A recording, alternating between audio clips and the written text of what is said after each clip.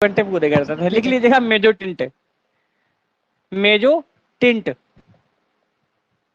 मेजो tint. देखिए tint से आप क्या समझ रहे हैं, आपने फंडामेंटल में टिंट का मतलब समझा था, क्या था टिंट का आशय।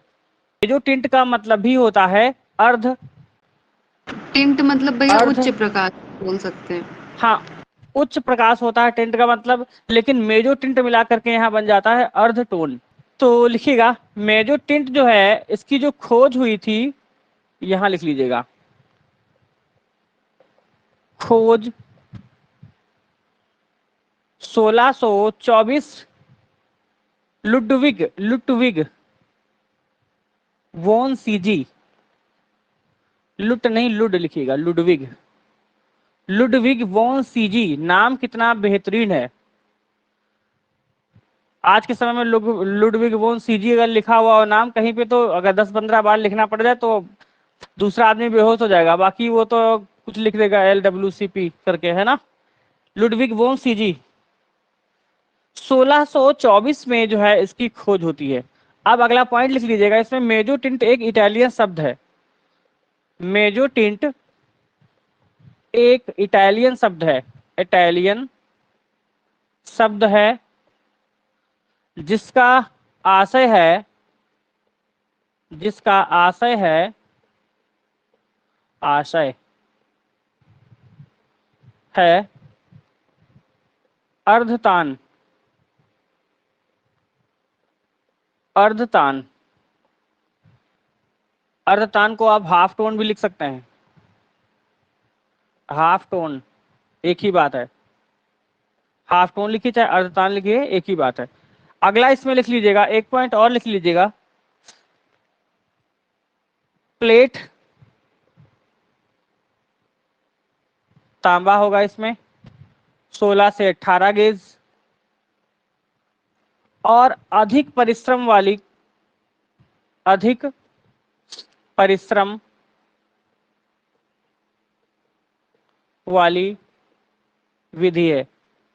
अभी तक आपने देखा था जो इससे पहले आपने सोचा था इसमें तो बहुत मेहनत लगती है, इसमें जो है उससे ज्यादा मेहनत लगती है।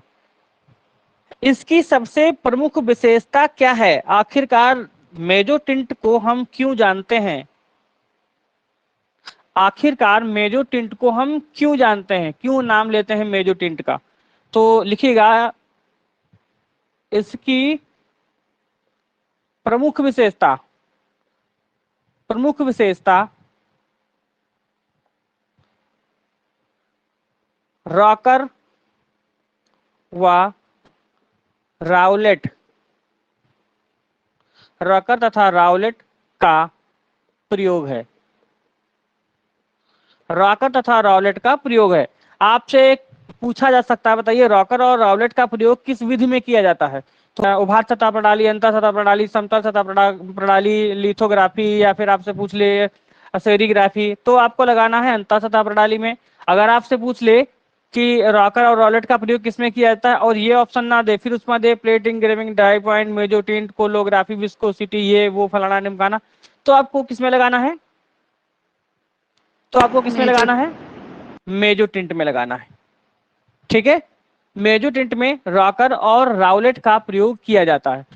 रॉकर और राउलेट जो होते हैं वो होते क्या हैं, तो रॉकर और राउलेट क्या होता है, तो इस तरीके से ध्यान दीजिएगा कि ऐसे, इस तरीके से चरखी टाइप की एक होती है, ठीक है, इसमें जो है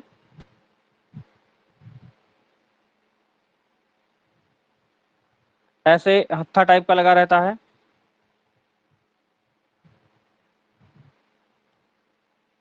ऐसे, ठीक। अब ये जो रहता है इसमें होते हैं कांटे, इसमें रहते हैं कांटे,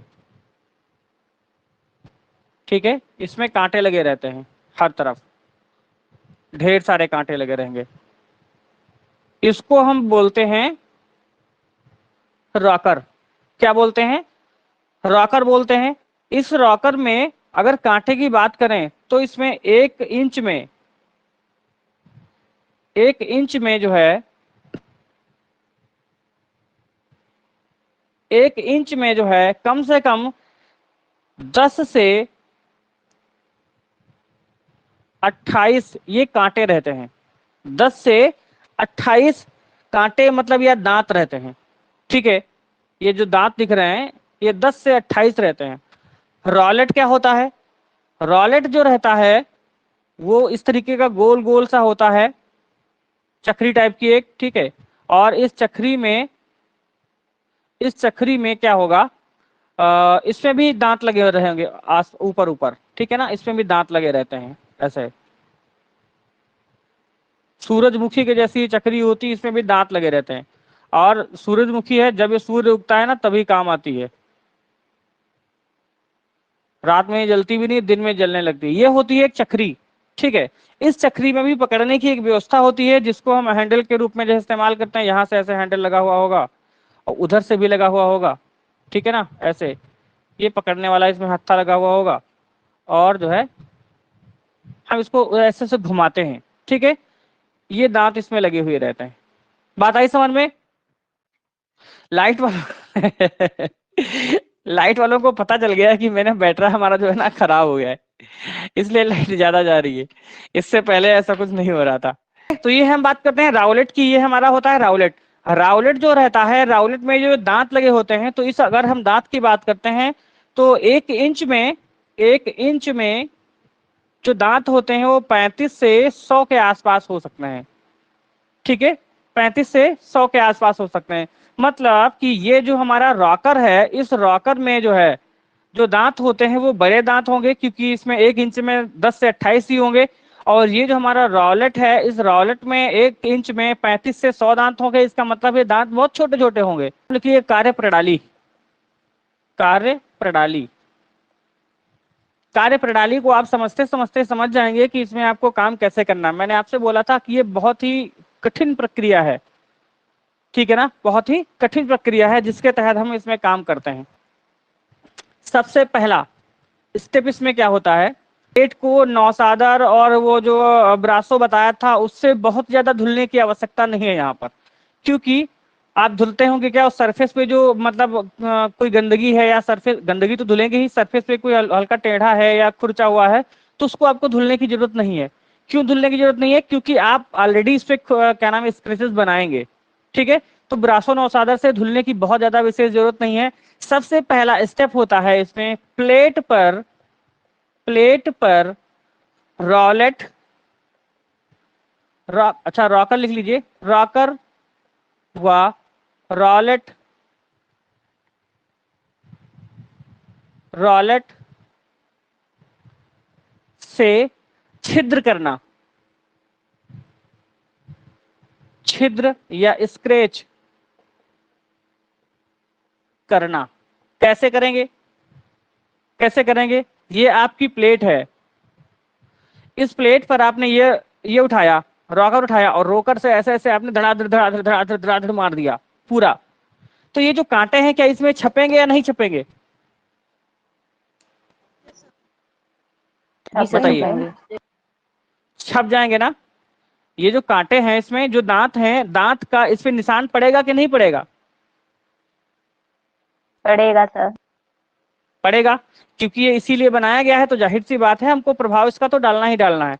तो हम क्या करेंगे, ये वाला जो प्रभाव है ना इस पे हम खटाखट खटाखट क्या करेंगे, इस पे जो हम इसे लगा देंगे, है ना, पूरे भर पे। उसके बाद हम उठाएंगे इसको, इसको भी हम इस पे जो है क्या नाम है घुमाते रहेंगे। इसमें बहुत सारे दांत बन जाएंगे, कुछ छोटे होंगे, कुछ बड़े होंगे, कुछ मोटे होंगे, कुछ काले होंगे, कुछ गोरे होंगे। इस तरीके के दांत इसमें बन के तैयार हो जाएंगे, है ना। इस पे पूरे भर पे जो है ना ये दांत बन गए।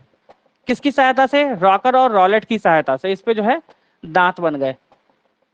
मैंने आपसे बोला था कि इसमें गोरा काला छोटा बड़ा किसी प्रकार का दांत हो सकता है। चलो मान लिया गोरा काला का आप पता नहीं लगा पाएंगे, ठीक है, लेकिन अब पता लगेगा। कैसे पता लगेगा? दांत जो है ना ये सब सफेद थे, अब करना है दूसरे स्टेप में दांतों को काला करना है। दांतों को काला कैसे करेंगे? मोमबत्ती की सहायता से।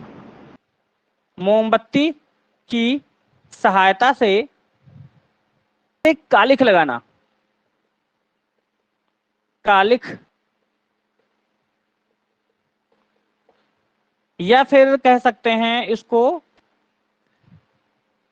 काला करना।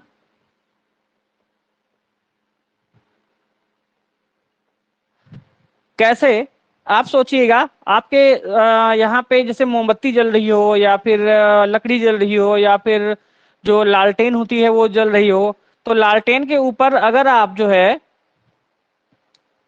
किसी भी सरफेस को ऐसे रखते हैं, नीचे से अगर जल रहा होता है तो वो सरफेस में कालिक लगती है कि नहीं लगती है? यस या नो? जी भैया, यस धुआं सर। उठता है। तो दांत यहाँ पहले सफेद थे ना, आप तो काले ही हो जाएंगे।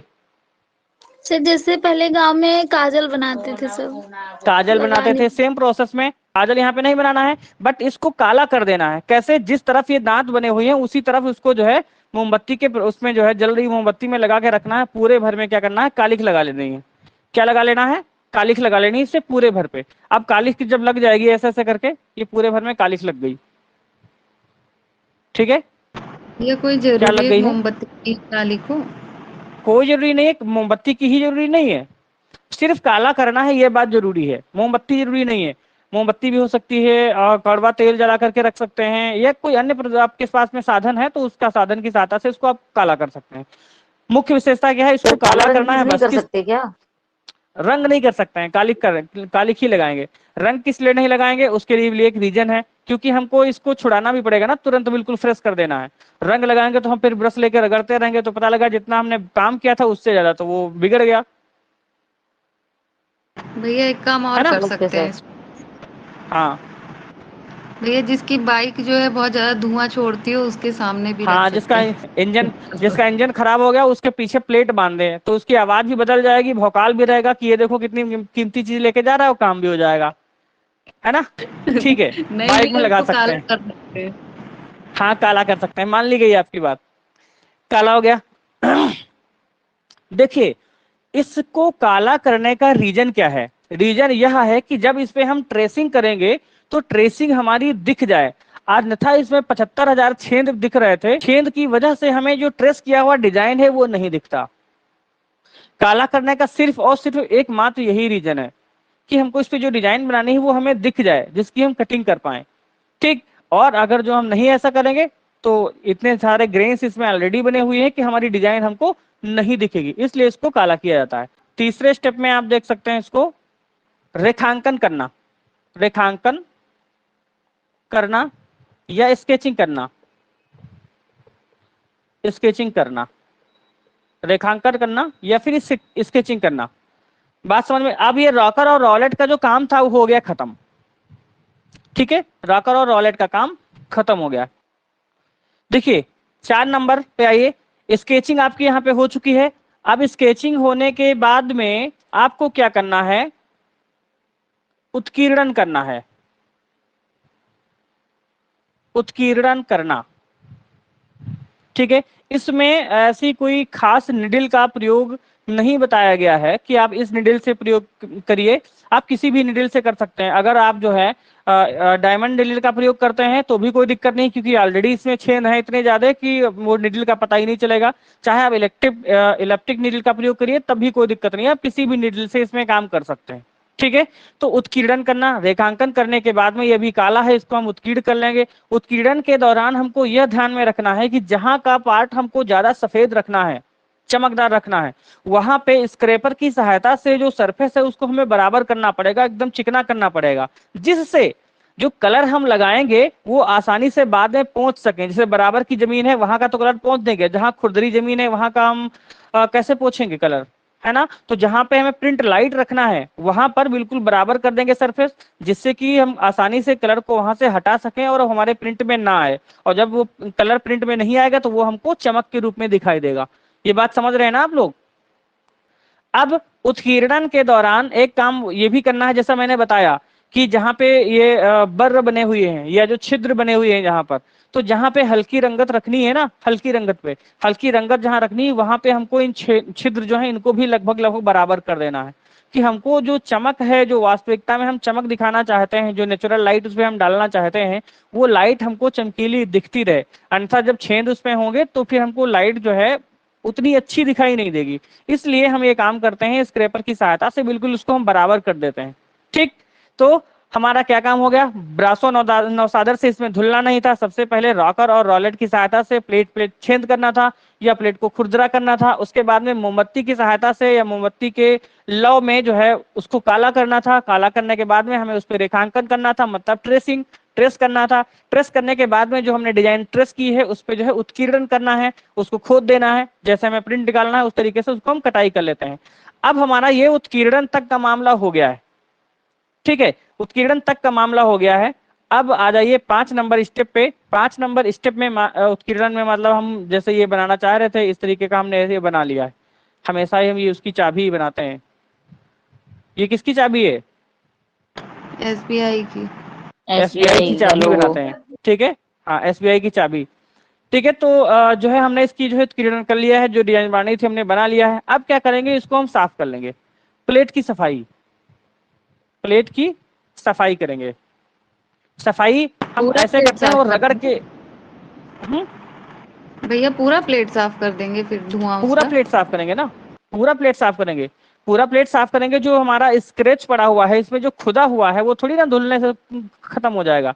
खत्म तो वो होगा जो इस पे कालिख लगी है जी है ना। खत्म तो वो होगा जो इसमें थोड़ी बहुत कालिख लगी बच जाएगी, वो साफ होगी, ठीक है। उसके अलावा में जो एक्स्ट्रा पार्ट इधर उधर कचरा उसमें आ गया है काटते पीटते समय वो साफ हो जाएगा। तो प्लेट प्लेट को हम बिल्कुल नीट एंड क्लीन कर लेते हैं, साफ कर लेते हैं, प्लेट को साफ करते हैं। उसके बाद में 6 नंबर पे, अब तो कुछ रह ही नहीं गया, प्लेट साफ हो गई है, अब सीधे सीधे इंक लगाते हैं, इंकिंग करते हैं, और 7 नंबर पे हम प्रिंटिंग करते हैं। प्रिंटिंग करते हैं। बताइए क्या इस कार्ड प्रणाली में ऐसा कुछ लग रहा है जो कठिन है मेजर प्रिंट में? नहीं भैया, सर एक बार प्रोसेस उत्कीर्णन कठिन। करने से थोड़ा सा प्रोसीजर समझा दीजिए, कुछ समझ नहीं आया। कालिख क्यों लगाते हैं? कालिख लगाने के बाद ये उत्कीर्णन करने से कैसे, मतलब जो अंदर चित्र बनाएंगे वो कैसे कटिंग करेंगे, ना वाला प्रोसीजर वो नहीं समझ आया मेरा थोड़ा। ठीक है, पहली बात तो कालिख क्यों लगाते हैं, ये बात अभी बैकग्राउंड से आवाज आई थी कि कालिख क्यों लगाते हैं। देखिए जैसे कि आप जो है, जैसे कि ये हमारा पेपर है, सॉरी प्लेट है, इतना भाग हम प्लेट का मानते हैं, इतना भाग, ठीक है। ये हमारी प्लेट है, इसमें हम रॉकर और रॉलेट की सहायता से बहुत सारे कर लिए छेद, बहुत सारे क्या कर लिए, छेद कर लिए। अब छेद तो हमने इस पे जो है इससे कर रहे हैं पेन से, तो हमको ये डिजाइन के रूप में दिख रहा है। लेकिन सोचो कागज को हम फाड़ डालें अभी, उसमें क्या नाम है प्रकार हो, उसकी सहायता से छेद करें इसमें, तो छेद दिखने लगेंगे ना हमें। बताइए दिखने लगेंगे कि नहीं दिखने लगेंगे? जी सर हो गए छेद, छेद हो गए, दिखने लगेंगे। अब हम इस पे कालिख इसलिए लगाते हैं, जब इस पे हम कालिख लगा देंगे, अब सोचिएगा कालिख लगाने से पहले अगर हम इस पे ट्रेसिंग करते हैं तो पता लगा हम ऐसे, ये डिजाइन हमारी ऐसे बन करके आई थी, ठीक है, ये ऐसा डिजाइन हमारी बन करके आई थी, कोई भी डिजाइन थी, ठीक है, इस तरीके से डिजाइन हमारी बन के आई थी। अब हमको लगने लगा कि ऐसा तो नहीं, ये जो हमारा छेद यहाँ पे है ऐसे पड़ गया था, ये वाली मेरी डिजाइन है, तो हमको यहाँ से बनाने के बजाय हम यहाँ से बना देंगे। अब फिर यहाँ आए तो लगा कि अरे ये नहीं, ये वाला होगा, तो हम यहाँ बना दिए, तो हमारी डिजाइन नहीं खराब हो जाएगी। तो हम क्या करेंगे, इसको कर देंगे काला। हमने बिल्कुल काला कर दिया इसको पूरे को। जब बिल्कुल काला किया उसके बाद ट्रेसिंग किया, तो जितनी लाइनें हम बनाएंगे सब अलग अलग दिखती रहेंगी कि नहीं दिखती रहेंगी? ठीक है ना, दिखती रहेंगी। जी सर अब जब जी। लाइनें दिख रही हैं, अब हम करेंगे इसकी कटिंग। क्या करेंगे, कटिंग करेंगे। अब जब हम कटिंग कर दे रहे हैं, कटिंग वैसे ही करेंगे जैसे हम सब में करते हैं, ठीक है। लेकिन हमको करना क्या है कि मान लिया इस जगह पर, जैसे ये हमने कुछ बनाया था, इस जगह पर हमको थोड़ा सा लाइट डालना है, प्रकाशमय रखना है, यहाँ पे डार्क करना है। तो यहाँ पे डार्क करेंगे तो इसको तो ये जो डॉट्स पड़े हुए हैं, छेद हुए हैं, ये तो है ही, साथ में हम इसकी कटिंग भी वैसे करते हैं। लेकिन यहाँ पर जो हमें लाइट करना है, तो इसमें हम क्या करेंगे, ये जो डॉट्स है ना, इन डॉट्स को हम कोशिश करेंगे कि हटा दें। इसको हम कटिंग के माध्यम से इसको रगड़ करके जो है हटा दें, जिससे कि हमारी इंक यहाँ पर ना भरने पाए और यहाँ पे हमको चमकीला लगने लगे। सिर्फ इसलिए इसको हम और ज्यादा साफ करने की कोशिश करते हैं कि इसको हम हटा दें, काट काट करके छांट दें बिल्कुल, और ये बिल्कुल क्लीन हो जाए। हम जैसे इंक लगाएंगे, इंक लगेगी तो इस पे, लेकिन हम कपड़े से इस इंक को ऐसे पोंछ लेंगे तो हमारा ये बिल्कुल सादा हो जाएगा। और जब छापेंगे, जब सादा है, यहाँ पे कुछ नहीं है, कलर लगेगा नहीं तो जहाँ पे प्रिंट लगेगा वहां भी तो कलर नहीं लगेगा, और जब कलर नहीं लगेगा तो हमको वो चमकीला दिखाई नहीं लगेगा, है ना। अब समझ में आया कि सर नहीं? आ गया समझ। जी जी जी आ गया। चमकीला दिखाई देने लगेगा, है ना। तो मेरे ख्याल से कोई दिक्कत नहीं होनी चाहिए। किसी को कोई दिक्कत हो तो बताएं, अन्यथा शरबत वरबत पहुंचा दें सबके वहां अगर दिक्कत हो रही हो तो।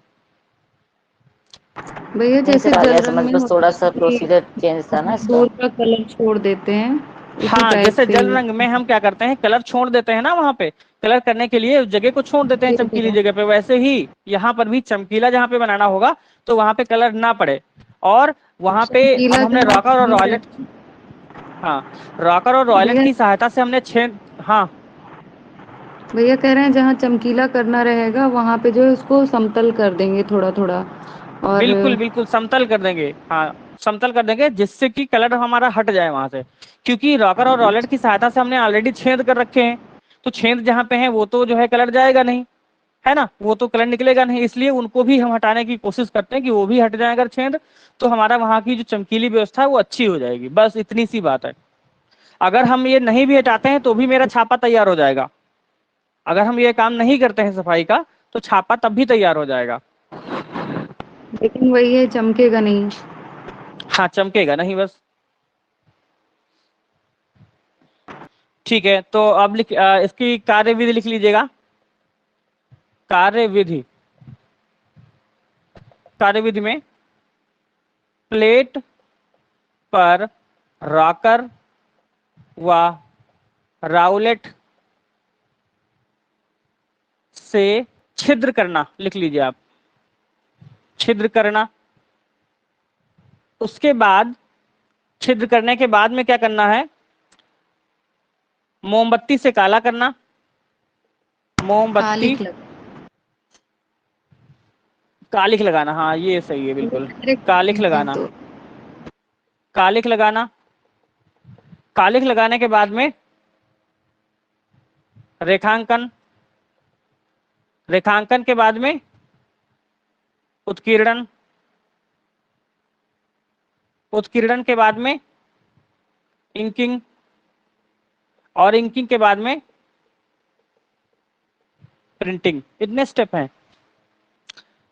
ठीक है, बढ़ते हैं नेक्स्ट स्टेप की तरफ। अगला लिख लीजिएगा कोलोग्राफ, कोलोग्राफ। ठीक है, कोलोग्राफ। देखिए कोलोग्राफ जो है वो बहुत ही कठिन प्रणाली। हाँ ये इंटेग्लियो चल रहा है। ओके। तुमको यही नहीं पता कि इंटेग्लियो चल रहा है कि उबार सतह चल रहा है?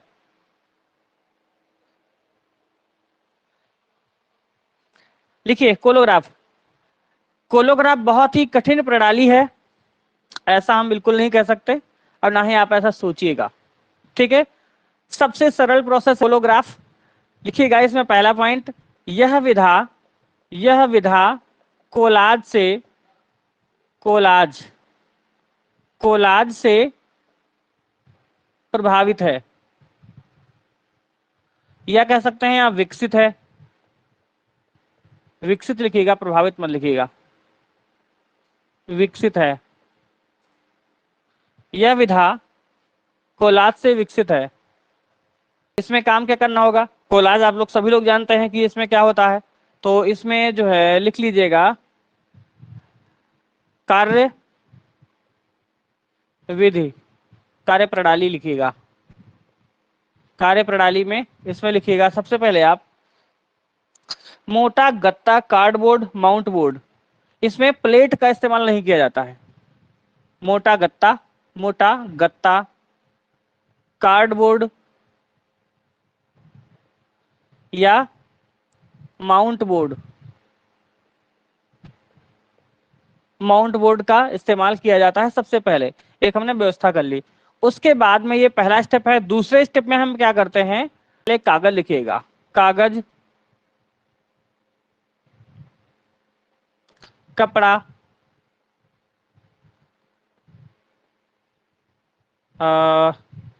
व पतला या पतली plastic, plastic, Fevicol, Fevicol plastic के टुकड़ों को लिखिएगा, के टुकड़ों को फेविकोल से चिपकाना, फेविकोल से चिपकाना, ठीक है, फेविकोल से चिपकाना, जिसमें विभिन्न प्रकार के अलंकरण, जिसमें विभिन्न प्रकार के अलंकरण, विभिन्न प्रकार के अलंकरण व पोत हो। इसका मतलब समझ रहे हैं? मतलब यह है कि आपने एक कार्डबोर्ड लिया है, इतना बड़ा सा गत्ता ले लिया है, इस गत्ते पर आप क्या करेंगे, सबसे पहले जो है कागज चिपका लेंगे आप थोड़ी दूर पे, कहीं पे कपड़ा चिपका लेंगे आप, कहीं पे आप जो है प्लास्टिक चिपका लेंगे पतली सी एक्सरे टाइप की जो होती है, या फिर कहीं पे फिर से आपने कागज चिपकाया, फिर से आपने जो है कपड़ा चिपकाया, प्लास्टिक चिपकाई है, या आपने इस तरीके से जो है आप चिपकाते चले गए इसमें, ठीक है, इसी तरीके से आप चिपकाते चले गए, पूरे भर में आपने चिपका लिया, ठीक, पूरे भर में आपने चिपका लिया इस तरीके से, छोटा है कोई बड़ा है कोई टेढ़ा है बैंचा है कैसा भी है, इस तरीके से आपने चिपका लिया। इसको चिपकाने के बाद में थर्ड स्टेप में आपको फेविकोल के 2 कोट लगाने हैं, फेविकोल के 2 कोट लगाने हैं। कोट मतलब समझ रहे हैं, यहाँ पे कोट मत लिखिएगा, फेविकोल की 1 से 2 लेयर लगाना, अब सही है, लेयर सही है, फेविकोल की 1 से 2 लेयर लगाना। इस पे हम क्या कर देंगे, फेविकोल से 1-2 लेयर लगा देंगे, ये हमारी फेविकोल की लेयर है, ठीक है, ये पहली लेयर होगी, ये दूसरी लेयर हो गई, ठीक है ना। इतनी बात समझ में आई है कि नहीं कोलोग्राफ के लिए? जी जी भैया। सर। फोर्थ स्टेप में इसमें हम क्या करेंगे, सफेद इनामल पेंट, सफेद इनामल पेंट, इनामल पेंट 1 से 2 लेयर, जिससे कि ये कागज कपड़ा प्लास्टिक जो इस पे लगा हुआ है वो खुरचने ना पाए, इधर से उधर हटने ना पाए, या फिर उस पे कागज जो इंक हम लगाएंगे, जो उस पे हम कलर लगाएंगे वो सूखने ना पाए, क्योंकि अगर जो हम इनामल पेंट नहीं लगाते हैं तो पता लगे जो कागज में हम कलर उस पे लगाएंगे तो कागज ही सूख लेगा, तो जिसपे हम छापा लेंगे वो तो बर्बाद हो जाएगा। अब दूसरे कागज में कलर ना जाए, एक ही कागज पर कलर रहे, इसलिए हम इस पे जो है इनामल पेंट का इस्तेमाल करते हैं।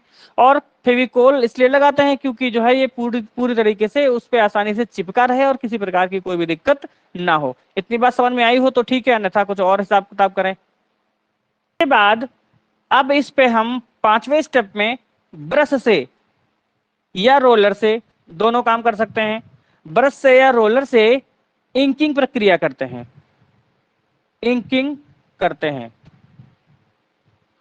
इस पे हम क्या करेंगे, इंकिंग करेंगे, ठीक है, क्या करेंगे, इंकिंग करेंगे।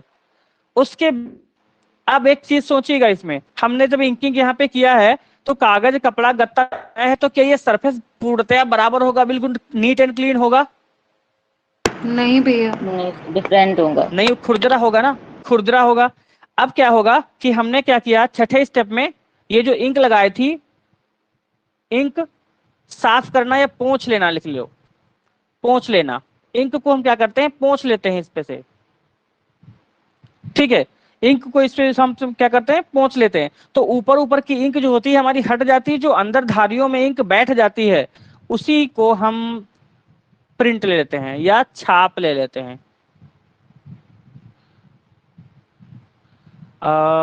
इंक पोंछ लेना, फिर छापा लेना, छापा लेना, बस काम खत्म। जो प्रिंट निकल के आया वो कोलोग्राफ हो गया।